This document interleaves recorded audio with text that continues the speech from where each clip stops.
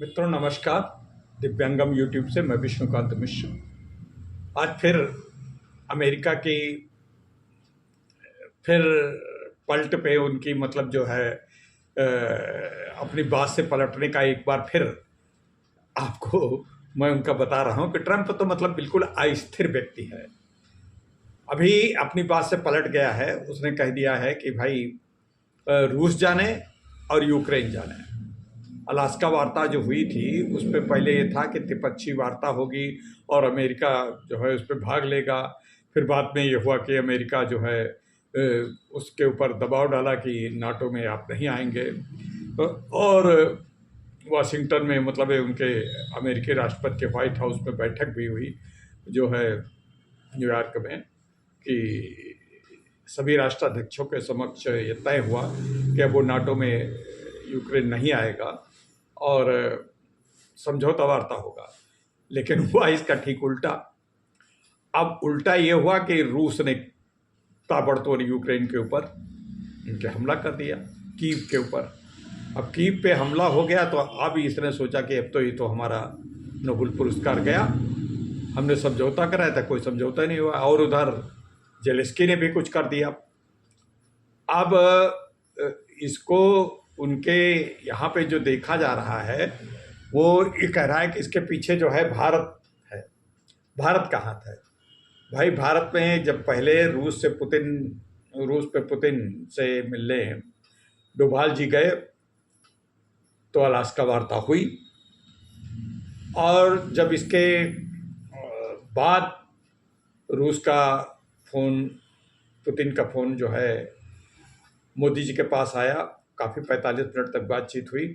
उसके बाद परसों नरसों हमारे जयशंकर प्रसाद जी विदेश मंत्री रूस के पास गए। रूस से बात हो ही रही थी, वो वहीं थे। उसी बीच में यूक्रेन के ऊपर हमला हो गया। यानी एक हिसाब से जो शांति का प्रस्ताव, जो शांति का सपना था, वो लगभग भंग हो गया। अब इन्होंने कहा कि जेलेंस्की और पुतिन आपस में बात कर लें और मुझसे कोई लेना देना नहीं। और अब हम जो है बिल्कुल हम इस पचड़े में नहीं पड़ेंगे। कौन कहा? ये ट्रंप ने कहा। अब ट्रंप के कहने के बाद जो है रूस ने भी कहा कि अभी हम तैयार कर रहे हैं, देखेंगे, वार्ता करेंगे। अगर हम एक मसौदा तैयार कर रहे हैं कि क्या क्या समझौते में क्या क्या बातचीत होगी, तो तैयार कर रहे हैं। वो जब तैयार हो जाएगा तो हम जेलेंस्की से वार्ता करने के लिए तैयार हो जाएंगे। लेकिन फिलहाल जेलेंस्की से अभी हमारी कोई वार्ता का प्रोग्राम पूरी तरीके से जो है वो नहीं हुआ है, तय नहीं है। तो अब और उधर जेलेंस्की ने भी कहा कि जेलेंस्की तो हक्का बक्का रह गया।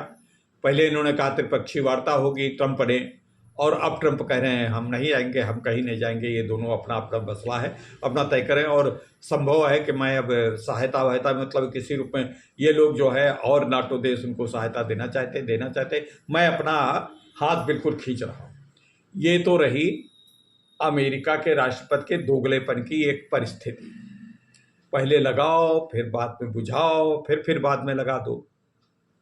बुझाओ का नाटक करो और फिर लगा दो। अब इनके एक पीटर नवारो हैं, इनके आर्थिक सलाहकार हैं, राष्ट्रपति ट्रंप के आर्थिक सलाहकार हैं। उन्होंने बड़ा खुल के कहा है कि भारत ने ही भारत पे जो रूस को तेल लगाने के पीछे जो हम टैरिफ लगा रहे हैं, 25 लगाया, 50 लगाएंगे, 50 की 27 से लगाने की बात है, जिस पे भी ट्रंप अब आगा पीछा देख रहे हैं, संभवतः पीछे भी हो जाए। क्योंकि ट्रंप की हवा खसक गई है रूस और चीन और भारत के एकजुट होने पर, उधर ब्राज़ील के भी, और इधर ईरान भी साथ में आ रहा है। ब्रिक्स देश मतलब करीब करीब सब इनके खिलाफ है। और ये जो तीन का जो टिकड़ी बन रही है, रूस और चीन और भारत की, ये टिकड़ी तो अमेरिका के लिए बहुत बड़ा तमाचा है। अब अभी तो भारत ने 1 पैसा का इनके ऊपर टैरिफ बढ़ाया है। जो हमारा टैरिफ चल रहा है उसी पे इन्होंने अपना टैरिफ बढ़ाया और इन्हीं के देश पे चीज़ें महंगी हो गई, बहुत महंगी हो गई। अमूमन लगभग ये मतलब $400 तक एक परिवार को, एक व्यक्ति को अधिक साल में खर्च करना पड़ेगा। $400 से ज़्यादा का खर्चा आ गया। वो किसके वजह से खर्चा आ गया? उन्हीं के अपने राष्ट्रपति ट्रंप के वजह से। अब ये पीटर नवारो साहब तो बड़ा कह रहे हैं कि हमने जो किया है ये वही भाषा है कि मतलब जो है भारत जो है रूस से तेल लेता है, फिर उसको रिफाइन करके बेचता है, और उसको बेचता जो रिफाइन करके है वो उससे रूस को बड़ा फ़ायदा हो रहा है, और रूस को फ़ायदा हो रहा है, भारत को भी फ़ायदा हो रहा है। भारत का सस्ते दर पर लेकर के ज़्यादा दर पर बेचता है। अरे तो फिर हम बेचते हैं, कोई हम डकैती डाल नहीं रहे, हम तो खुला चल। और रूस भी जानता है, आप भी जानते हैं, और आपके यहाँ से ही अमेरिका के पहले वाले राष्ट्रपति ने ही कहा था कि भारत जो है रूस से तेल ले रहा तो बैलेंस बना रहेगा, हम नहीं ले सकते हैं। और नाटो के देश खुद लेते हैं, गैस लेते हैं, सब तेल लेते हैं, सब कुछ लेते हैं, और हमसे ले रहे थे। अब चाहे जो कुछ अब थोड़ा बंद कर दिया है, लेकिन जर्मनी वगैरह और इन सब चीज़ों को बड़ा दिक्कत पड़ रही है। अब जो है ट्रंप तो वापस आ गए। अब ट्रंप के इस कदम को और भारत के ऊपर जो टैरिफ लगाए हैं उसके विषय में जो इनके ट्रंप की मतलब जो अमेरिका की निक्की टैली है, निक्की टैली पहले संयुक्त राष्ट्र संघ में राजदूत थी अमेरिका की, और ये पहले राष्ट्रपति के मंत्रिमंडल में शामिल होने वाली, कैबिनेट में शामिल होने वाली पहली भारतीय मूल की महिला थी। इन्होंने एक बहुत ज़बरदस्त एक लेख लिखा है और उस पर संबोधित किया है कि जब हम चीन को अपना, और मतलब जितने थिंक टैंक है भारत अमेरिका के, वो सब कहते हैं कि भारत आपका मित्र था, और भारत से मित्रता ये 20 साल की कड़ी मेहनत के बाद हम भारत को अपनी मित्रता ले आए हैं। नहीं तो अमेरिका हमेशा पाकिस्तान का साथ देता था, भारत हमेशा इनके ऊपर विश्वास ही नहीं करता था अमेरिका पर। लेकिन बड़े 20 साल की कठिन मेहनत, और जो ये पिछले ओबामा और इसके पहले जो राष्ट्रपति रीगन वगैरह जो रहे, उनकी कड़ी मेहनत के बाद ये संभव हो पाया है कि क्लिंटन, ओबामा और रीगन, इन सब लोगों के कड़ी मेहनत के बाद ही ये संभव हो पाया कि 20 साल की मित्रता में थोड़ी बर्फ़ पिघली है, जो मित्रता पे अमेरिका और भारत की जमी थी। अब वो बर्फ़ को फिर इन्होंने मतलब ठंडा कर दिया। रिश्ते फिर ठंडे बस्ते में चले गए, और ये ठंडे बस्ते में चले जाने से सबसे ज़्यादा अगर नुकसान है तो अमेरिका का है। और अभी तो भारत ने इनके टैरिफ का जवाब कहीं अगर और दे देगा, टैरिफ बढ़ा देगा। पहले तो हालांकि हमारा 23-24% का था, तो जिससे ये सच बात है कि अमेरिका के राष्ट्रपति जब पहले कह रहे थे तो मेरी भी सहानुभूति अमेरिका के साथ थी। राष्ट्रपति की बात से मैं सहमत था। अमेरिका का टैरिफ कम था, हमारा टैरिफ ज़्यादा था, तो कहते थे कि भाई ये टैरिफ उतना बराबर करो, बराबर करना चाहिए, इस बात को तो मान रहे। लेकिन इसके बाद ये बराबर की बात करते करते 25 और 50 पर आ गए। 25 तक बात भी ठीक है, अब 50 पे जब से आ गए तब से ये बात थोड़ी बिगड़ गई है, और इस बिगड़ने से अमेरिका की 4-5 तो कंपनियां दिवालिया हो गई हैं, और कुछ 4-5 कंपनियां और दिवालिया होने के कगार पे हैं। अब इनका एप्पल का जो फ़ोन यहाँ बन रहा है, एप्पल ने तो अपना मॉडल 17, 16, 17 जो भी है वो यहाँ पे बनाने का और इसका प्रोडक्शन यहाँ पे कर दी। अब अमेरिका राष्ट्रपति से और एप्पल वालों की क्या बात हुई, लेकिन उसके ऊपर वो टैरिफ ज़्यादा प्रभाव नहीं डाल रहा, और प्रभाव डालेगा भी तब भी। अब प्रभाव डालेगा तो वहाँ की जो, जैसे मान लीजिए प्रभाव डालता है, एक उदाहरण बता रहे हैं, 10% उन्होंने, जैसे 100 रुपये की चीज़ है 110 की वहाँ बिकने लगी, और अमेरिका में वही उत्पादन उसी मार्क का 100 बिकता है, तो भारत की चीज़, भारत में बने हुए उत्पाद को कोई नहीं लेगा। लेकिन जो 100 में बेच रहा है, 110 वाला जब भारत का उत्पादन है, तो वो भी तो कहेगा कि हम क्यों ये 100 पे बेचे, हम भी 110 करते। और जहाँ 110 की टक्कर होगी तो भारतीय उत्पाद ही अमेरिका में फिर तेजी से बिकेंगे। तो इन सब बातों का जो प्रतिकूल असर है वो सबसे ज़्यादा इन कंपेरिजन टू इंडिया पड़ेगा, सबसे ज़्यादा असर अमेरिका के ऊपर है। अब अमेरिका के जो ट्रंप के हवा खिसक गई है। अब इन्होंने जो चीन और रूस और भारत की जो तिकड़ी बन रही है, अब रूस ने तो यहाँ तक कह दिया कि आप तेल हमारे यहाँ से खरीद रहे हैं, ठीक है, वो तेल तो खरीद दिया, और तेल का जो सितंबर अक्टूबर तक का बहुत ज़्यादा, लगभग 10% ज़्यादा करके खरीदने भी जा रहे हैं। और उसको हम बेचेंगे भी उसी तरीके जैसे पहले बेचते थे। आप न लें, दूसरे लेंगे। और हम अभी सऊदी अरब और इनसे भी बढ़ाएंगे। अभी आपके यहाँ से जो अमेरिका से तेल ले रहे हैं वो हम और कम कर सकते हैं। देखते हैं, ठीक है, आप टैरिफ लगाइए। अब रही बात, तो रूस ने और एक बात कह दी कि हम भारत के उत्पाद और ज़्यादा खरीदेंगे, यानी कॉटन है, जैसे यहाँ का बनी हुई चीज़ें और चीज़ें, वो बहुत ज़्यादा से खरीदेंगे। मतलब ये $10 अरब का व्यापार समझौता होने जा रहा है रूस और भारत से। तो यहाँ पे क्या फ़र्क पड़ेगा। इधर चीन ने भी कह दिया कि हम आपका सब सामान लेंगे, आप हमारे यहाँ सामान लीजिए, हम लेंगे। हालांकि हमारा आयात ज़्यादा है बनस्पत निर्यात के चीन को, लेकिन अब निर्यात भी बढ़ेगा। तो अब और तीसरा मामला है जो असाधारण रूप से जो संपदा धरती के अंदर छपी है, जिसको रेयर अर्थ कहते हैं, उसको लेकर के है। अमेरिका ने जब इधर पाकिस्तान में जब अपना वो ग्वादर तक अपना रोड बनाना, सीमेंट बनाना शुरू किया, तो वहाँ पर उसका एक उद्देश्य था कि बलूचिस्तान से हम ज़्यादा से ज़्यादा मिनरल निकालें। है बहुत वहाँ मिनरल, लेकिन पाकिस्तान के औकात तो है नहीं, हो कर पाए। अब इस बात को जब देखा तो अमेरिका को भी लगी। अब अमेरिका भी उस पर कूद पड़ा। तो वैसे है कि जैसे एक नायिका हो और दो उसके प्रेमी हों, तो अब किसके साथ जाए। अब वो चीन कह रहा अच्छा तुम उनसे व्यवहार करोगे, ठीक है हम देख लेंगे। चीन के विदेश मंत्री अभी हम पाकिस्तान भी गए थे और वहाँ पे बड़ी तारीफ वारीफ करके आए हैं। और तारीफ क्या करें, मरता क्या नहीं करता। बहुत पैसा लगा दिया है चीन ने अमेरिका वो पाकिस्तान पर, और पाकिस्तान के ऊपर पैसा लगा दिया, इतना पैसा फंसा हुआ है। और पाकिस्तान की खैर नीयत ही ऐसी है कि वो धोखा देता है।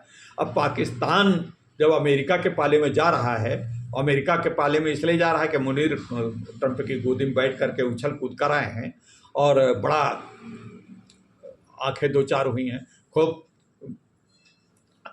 जो है खाया पिया है, खूब उड़ाया है, मौज उड़ाया है, और बोटी और वाइन की खूब चली है वहाँ पे, कबाब सब खूब चला है। तो ये सब जब चला है तो उसका स्वाद है। उसके साथ साथ दक्षिणा भी मिली है मुनीर को इतनी ज़्यादा दक्षिणा मिली तो कोई जितने इनके सब सेना नायक लेते रहे, जो सेना के थे, पूरा सेना ही चलाती है, सेना लेते रहे, उससे सबसे ज़्यादा मुनीर ने लिया है। और उनकी जो करेंसी है जिसपे कौन क्रिप्टो करेंसी है, क्या करेंसी है, वो क्रिप्टो करेंसी है, जो वो अमेरिका के राष्ट्रपति, उनके बेटी और दामाद का हिसाब किताब है सब पूरा। तो उस पर भी इन्होंने कमीशन लेंगे मुनीर, और पाकिस्तान में उसको चलवाएंगे। अब पाकिस्तान की तरह कंजरा देश है, गरीब देश है, कितना उनका चल जाएगा ये अमेरिका के राष्ट्रपति अभी ट्रंप को ये मालूम नहीं है। ट्रंप को मालूम भी होगा तो वो जानते नहीं, ऐसा है, दांव लगाना बहुत जानते हैं। लेकिन अब ये दांव उल्टा उनके ऊपर पड़ेगा, चित्त वही होंगे। और इस चित्त होने में सबसे बड़ा घाटा अमेरिकन का होगा, अमेरिकन व्यापारियों का होगा, अमेरिकन कंज्यूमर्स का होगा, अमेरिकन जनता का होगा। और उस का जो प्रभाव पड़ेगा। अच्छा, मोदी जी तो अपने पूरे डटे हुए हैं। वो सोचते थे कि जो इनका कोई जवाब उन्होंने नहीं दिया टेढ़ा पेढ़ा, जैसा कि इनके ये पीटर नवारो कह रहे हैं और इनके यहाँ बहुत से लोग कह रहे हैं। इनके उपराष्ट्रपति भी उनकी जबान बोलने लगे। उनको बोलना है, जब उनके साथ रहना है तो बोलना ही है। राष्ट्रपति जी तो अपना मतलब जो कह ही रहे हैं। लेकिन मोदी जी या इधर से हमारे विदेश सचिव जो है, प्रवक्ता जो हैं, वो ज़रूर जवाब देते हैं, बड़ा शालीन और बड़ा रिफाइंड जवाब देते हैं, बिल्कुल नपातुला। लेकिन अपने इनको कड़ी चोट दे रहे हैं। सारे व्यापार उधर कर दिए। अब हम तेल लेना और ज़्यादा बढ़ा दिया। इन्होंने कहा तेल ना लीजिएगा, हम तेल और ज़्यादा लेना। चीन से हमारा व्यापार खुल रहा है। अब चीन का व्यापार हालांकि हम खुल रहा है, ठीक है, चीन पे हम बहुत विश्वसनीयता नहीं कायम कर रहे हैं। हमारे हथियार भी अब इनकी हथियार लाबी जो है अमेरिका की, वो बिल्कुल ध्वस्त हो गई। जो इनका 35 था, बड़ा 35 की बड़ी वो थी। कुछ दिन तो केरल में ही, भारत में ही पड़ा रहा, कबाड़ के तरीके से उसको लाद के ले गए। दूसरे अभी कल परसों कहीं और गिर गया है, वो भी बिल्कुल मतलब उसको राफेल ने इनका वो कहा लाक वाक किया जाता है, कुछ ऐसा होता है, वो लाक कर दिया जो युद्धाभ्यास था। युद्धाभ्यास में लाख को उछड़ा नहीं पाया और वो जो है एयर लाख कुछ ऐसा कहते हैं, तो फिर वो नीचे उतरना पड़ा उनको। तो मतलब वो जो राफेल ने इनके 35 को ऐसी तैसी कर दी। और इधर इनका मार्केट इसलिए अभी और हो रहा है कि हमारा भारत खुद अपना उत्पादन कर रहा है। भारत लड़ाकू विमान बनाने की तरफ भी अग्रसर है। अभी हमारी जो पृथ्वी मिसाइल और जो ब्रह्मोस मिसाइल, इन सब की ब्रह्मोस मिसाइल की अभी 5000 वाली दूरी, जैसा कि कल मैं बताया था, जो मिसाइल बनी है उससे तो इनकी हवा खसक गई।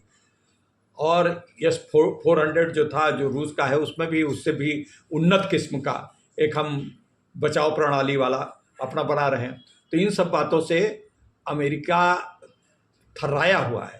अब करे क्या?